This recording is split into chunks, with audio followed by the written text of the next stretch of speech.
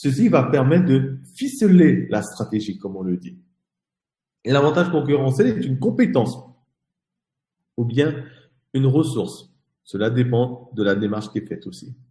L'avantage concurrentiel, on appelle aussi, c'est le fait pour une entreprise de mieux maîtriser que ses concurrents une compétence ou une ressource qui soit à la fois décisive, défendable et durable. Alors que les facteurs clés de succès, on les appelle FCS tout simplement, ce sont les ressources et ou les compétences qui sont nécessaires pour réussir dans un secteur d'activité.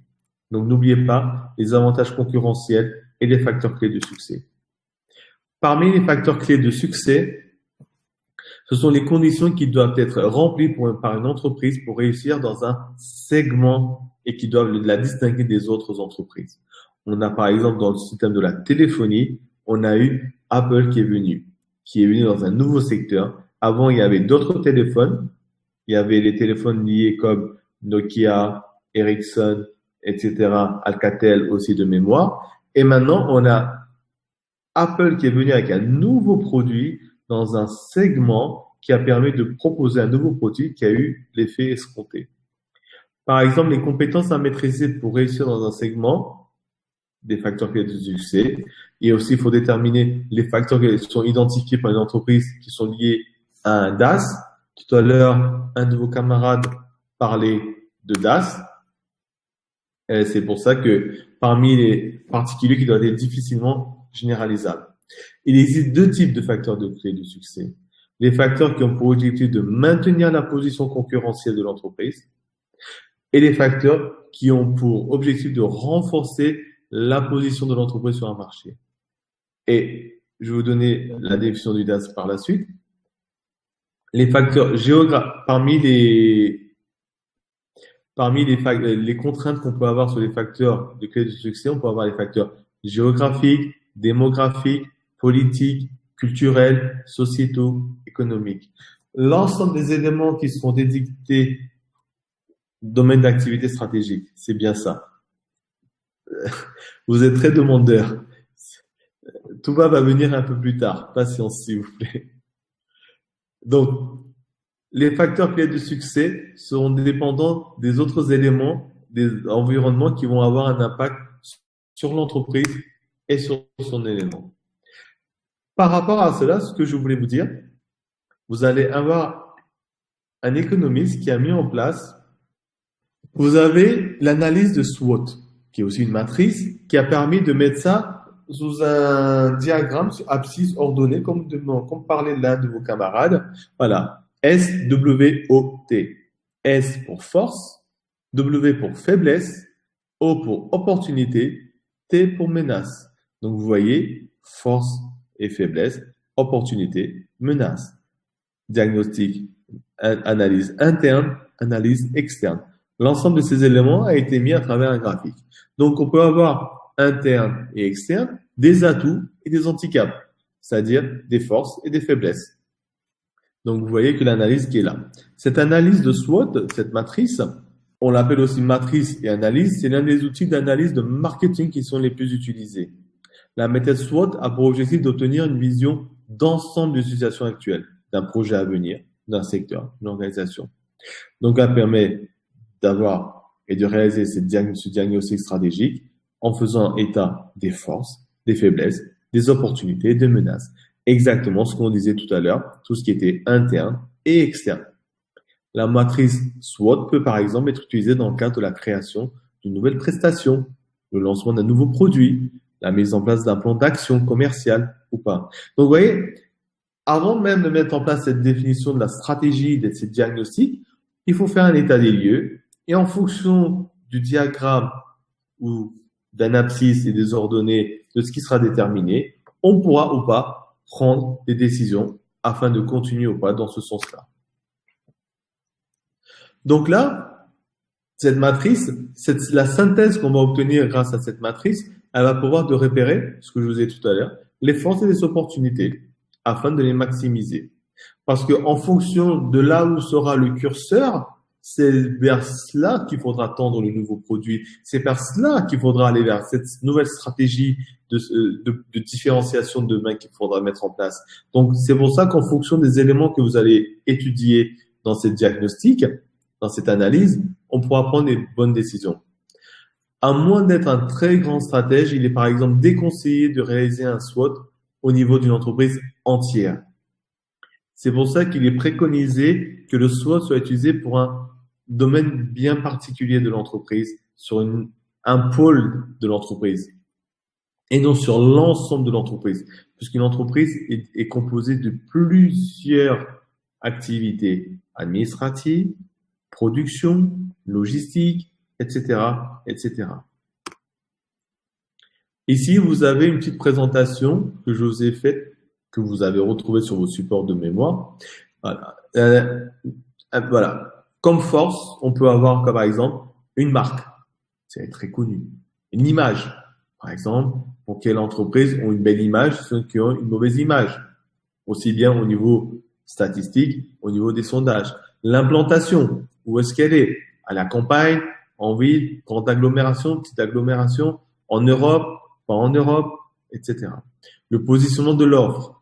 Le prix. Est-ce que le prix est bas ou pas?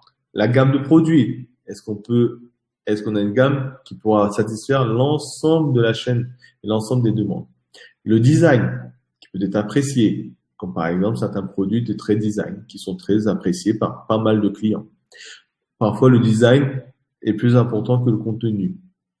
Et la communication interne, et pas externe, excusez-moi. C'est-à-dire que par exemple, pour certains produits de parfum, par exemple, ce qu'il faut savoir, c'est que dans la parfumerie, le marketing, la communication, c'est l'un des postes les plus coûteux sur un produit. Ce n'est pas le produit en lui-même qui coûte cher, c'est tout l'aspect communication externe qui coûte cher, d'où le prix élevé de certains produits.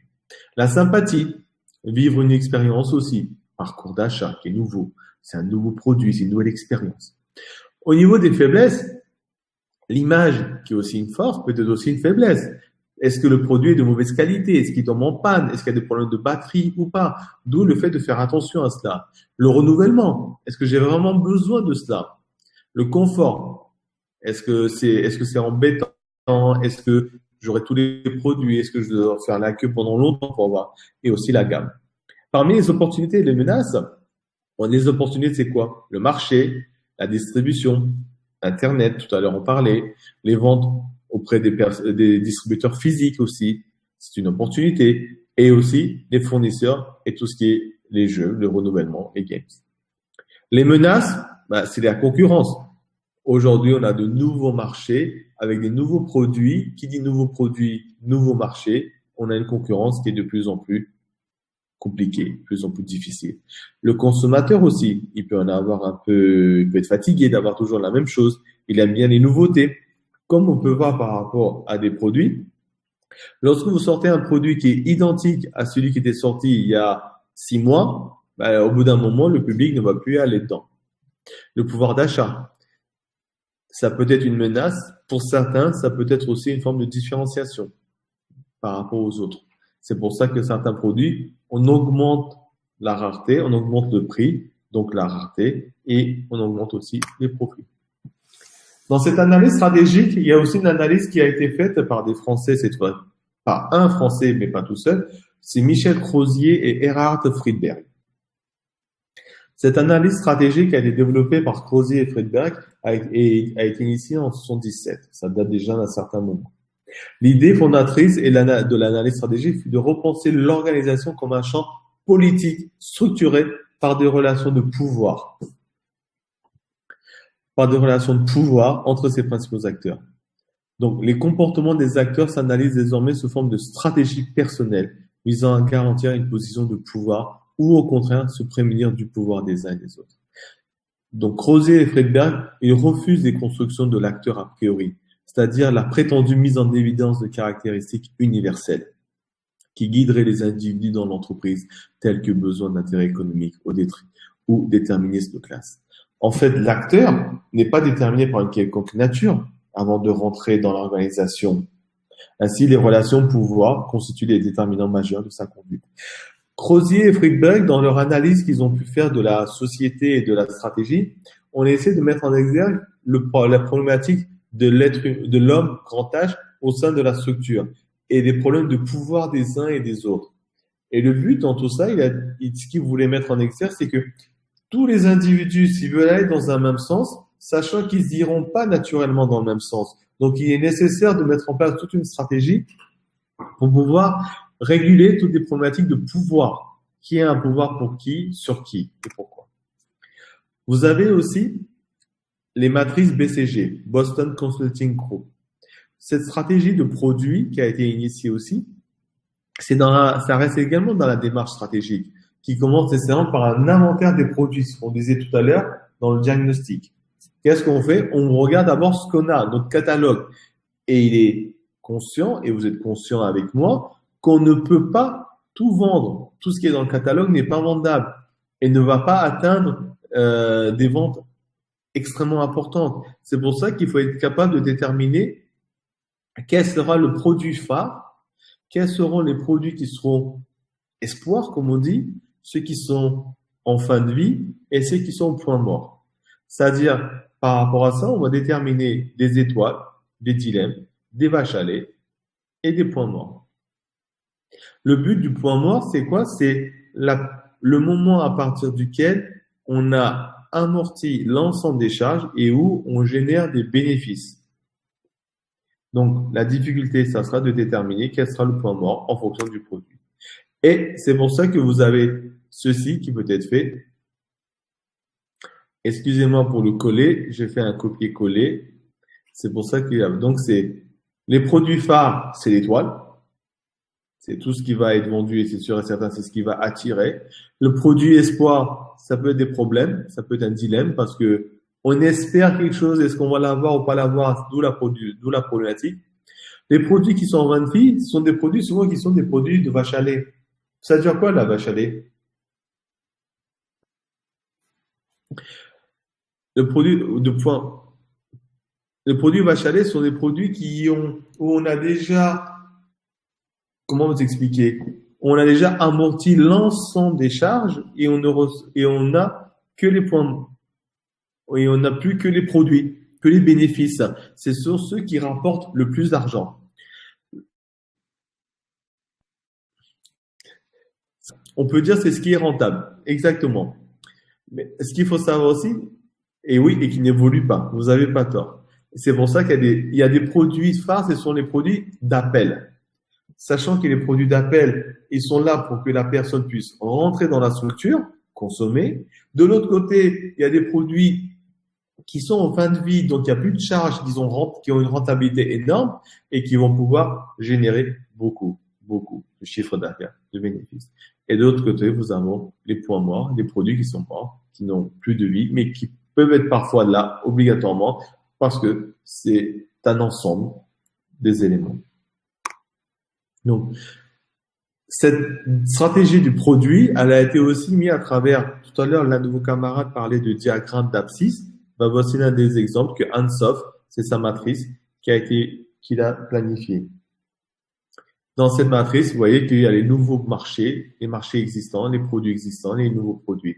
Donc, une offre plus complète pour ces marchés, diversification, on va l'aborder le sujet, les nouveaux débouchés et mieux pénétrer des marchés. Donc, dans cette démarche-là, ce qu'il faut comprendre, c'est ceci. On a des produits phares qui sont des produits d'appel. On a des produits vache à lait qui assurent la rentabilité des entreprises. Et de l'autre côté, on a des produits espoirs qu'on espère de l'autre côté,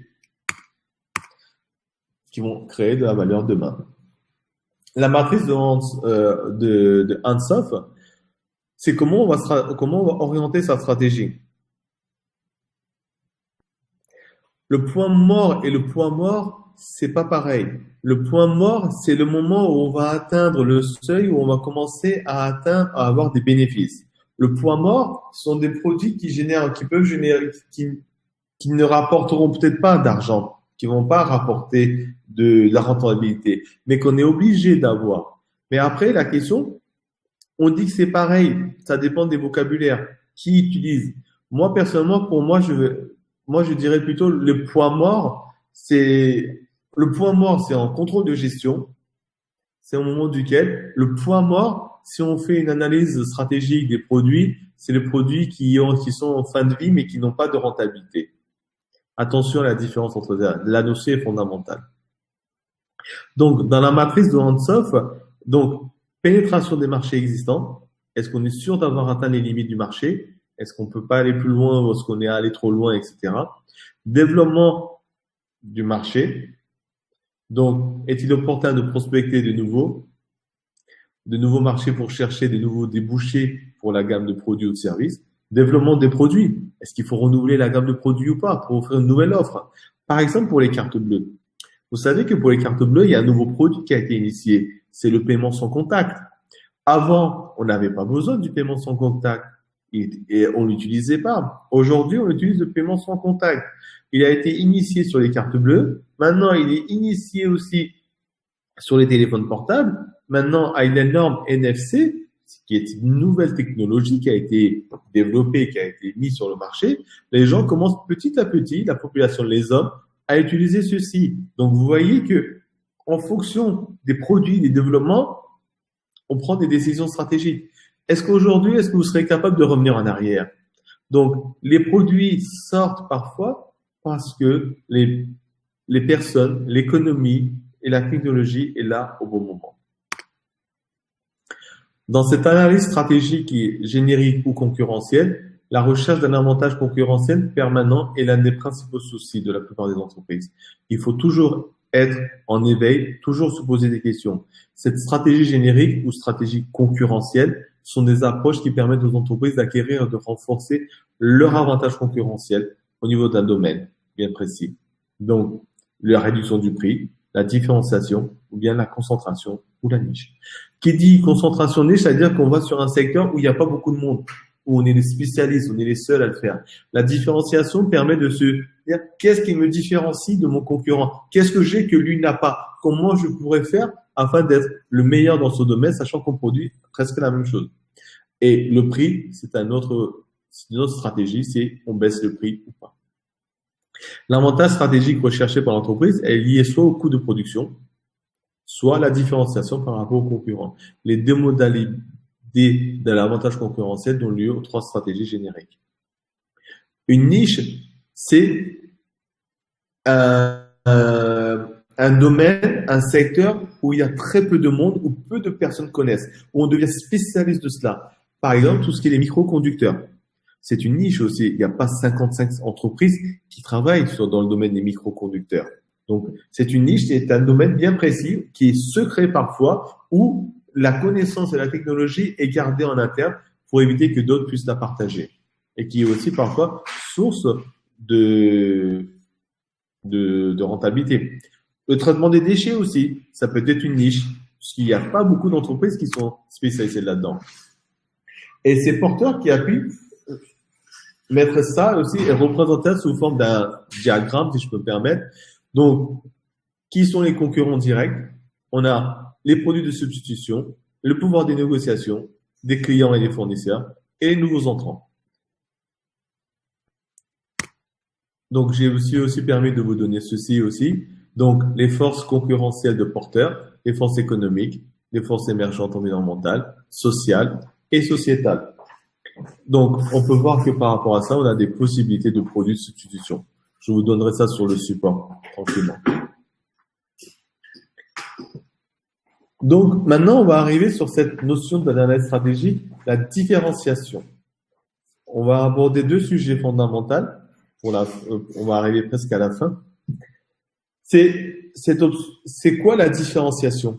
L'option consiste à se focaliser sur un différentiel de valeur perçu par les clients, qui peut suivre deux tendances. Une première tendance qualifiée de différenciation par le bas, stratégie d'épuration visant à réduire les coûts, c'est-à-dire on va essayer de produire un produit en baissant les prix au maximum, donc agissant sur les fournisseurs. Et une autre tendance, stratégie de différenciation vers le haut, stratégie de sophistication qui vise à l'amélioration et au renforcement de la valeur perçue par les clients. Vous avez un exemple concret de cela avec les produits d'un des personnes dans la téléphonie de l'entreprise qui s'appelle Apple. On constatera que par rapport à ça, la différenciation d'Apple, qui a changé de stratégie, c'est de passer d'un produit, on va dire, qui est déjà d'un certain prix, à augmenter le prix pour se différencier des autres téléphones, afin également de l'autre côté, rentabiliser, avoir une rentabilité plus importante malgré la baisse des ventes de téléphones iPhone au niveau quantité. Donc, cette différenciation exige des fabricants de bien segmenter les marchés afin de cibler le bon et les bons segments qui doivent être spécifiques. Un prix élevé, ça peut être parfois réfractaire. Mais attention, certains produits, si on appuie bien sur le bon segment, sur le bon produit, en ayant même un prix élevé, il y aura aussi des ventes qui peuvent être importantes. Mais aussi attention à l'innovation. En même temps, l'entreprise qui se différencie en cours des coûts additionnels pour créer cet avantage. Elle va créer des charges aussi, c'est normal. Dans tous les cas, les coûts doivent être recouverts pour que cette stratégie soit efficace. Air France aussi. Une de vos camarades dit qu'Air France aussi. Est-ce que vous pouvez donner plus d'informations, s'il vous plaît? La concentration qui est niche ou focalisation, ce que demandait l'un de vos camarades, c'est le fait alternative à la stratégie de différenciation ou de domination par les coûts. Dans ce cas, elle va concentrer ses ressources sur un seul segment bien défini et délimité. La stratégie de focalisation consiste surtout à refuser la confrontation. On se met sur un secteur bien à part pour éviter qu'il y ait d'autres qui viennent et un segment qui peut. Et on espère être protégé de la concurrence. Les vêtements pour femmes enceintes, les voitures sans permis, les vêtements pour bébés, pour des nouveau-nés, les chaussures pour les nouveau-nés. Ce sont des niches que d'autres ne font pas. Et c'est pour ça que ceux qui sont dans ce secteur, potentiellement, est-ce qu'ils ont un risque plus élevé qu'il y ait des concurrents qui arrivent ou pas? Telle est la question. C'est pour ça qu'il faut se poser la question, est-ce qu'il est nécessaire ou pas d'aller dans ce domaine-là? Et le but, c'est parfois de ne pas aller dans tous les domaines. Vous avez aussi un autre élément qui est aussi la diversification. La diversification, dans ce cas-là, c'est une option stratégique qui conduit les firmes à élargir leur domaine. Oui, Air France, Novocamatis, diversifie son service. On rentre exactement dans le sujet actuel qui est la diversification. Oui, vous avez raison. Air France commence à mettre en place une diversification de ses services afin de répondre aux attentes des clients et proposer également de nouveaux produits, de nouveaux services. Parce que le simple fait de mettre en place la rentabilité sur le fait de transporter les individus d'un point A à un point B, parfois n'est pas suffisant et ne peut pas être source de rentabilité et de génératrice de produits supérieurs. C'est pour ça que Air France veut mettre en place une différenciation bien spécifique pour augmenter sa rentabilité et aussi avoir des marges plus importantes. Parce que lorsque vous avez des produits qui sont une quantité plus importante de services, vous avez plus souvent chez Air France que chez un concurrent. Entre le train, le TGV, ou l'avion, ou le bateau. Donc, dans cette diversification, ce qu'il faut comprendre, c'est qu'il y a aussi des dimensions, plusieurs dimensions géographiques, verticales, horizontales. Quand on dit géographique, c'est l'activité, elle est étendue à l'ensemble des régions ou pas, ou bien à d'autres pays. Comme par exemple, nous avons certaines compagnies aériennes qui peuvent ouvrir de nouvelles lignes en France ou bien en Europe. Donc, il y a une différence, il y a une dimension qui est géographique dans ce cas-là. Cette dimension verticale qui, elle, au contraire, c'est par une intégration en amont et en aval. L'entreprise acquiert des nouvelles compétences. Par exemple, on peut acheter un concurrent qui est à la base un fournisseur qui va devenir partie prenante de l'entreprise. La stratégie de niche, elle est souvent employée par les PME, dit un de vos camarades. Oui, nous avons par exemple en France des sociétés qui sont sur une niche bien particulière et qui sont les seules à produire par exemple certains moteurs de certains produits et que les entreprises du monde entier passent commande auprès de ces petites PME de 10, 20, 30 salariés uniquement. Des petites PME qui sont spécialisées dans un domaine bien précis qui permettent des différences par rapport aux grands groupes. Et pour une petite entreprise, c'est parfois plus facile de réagir qu'un grand groupe. Vous parlez de diversifier ses activités. Par exemple, vendre des cadeaux souvenirs au bord de l'avion. Oui, ça peut être aussi une diversification.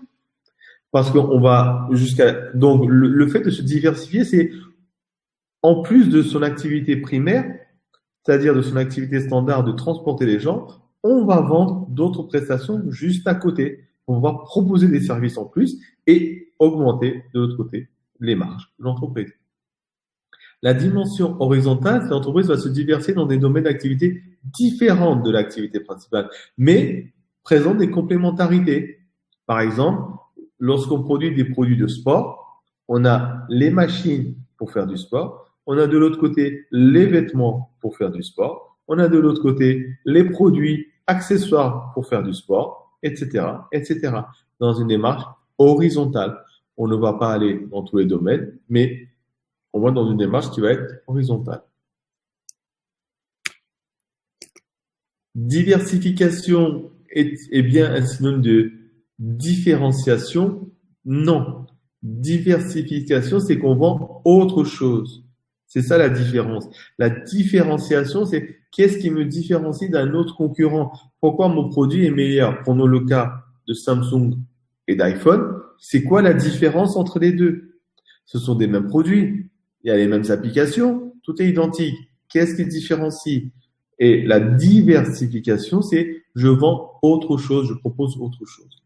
Enfin, nous allons aborder un autre sujet pour finir, la spécialisation, qui s'apparente à une concentration de l'activité et des moyens et des ressources d'une entreprise pour un savoir-faire très particulier, afin d'obtenir une position dominante sur son marché et sur l'activité.